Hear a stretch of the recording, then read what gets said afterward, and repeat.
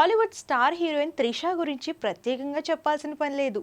ఈ అమ్మడు వర్షం సినిమాతో వచ్చి విలక్షణమైన నటనతో విపరీతమైన పాపులారిటీ దక్కించుకుంది.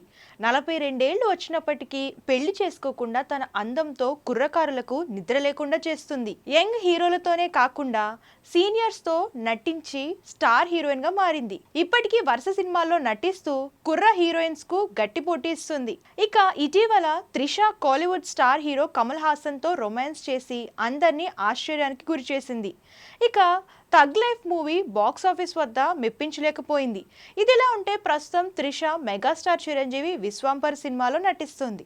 అలాగే కాలీవుడ్లోనూ మరో 2 ప్రాజెక్టులు చేస్తుంది. బ్యాక్ టు బ్యాక్ చిత్రాలతో ఎంత బిజీగా ఉన్నప్పటికీ త్రిష మాత్రం సోషల్ మీడియాలో కూడా ఫుల్ యాక్టివ్గా ఉంటుంది. నిత్యం తన ఫోటోలను షేర్ చేయడమే కాకుండా అభిమానులతో చిట్ చాట్ చేస్తుంది. అంతేకాకుండా త్రిష తన వంతు సాయం కూడా చేస్తూ నెటిజన్ల చేత ప్రశంసలు కూడా అందుకుంటుంది.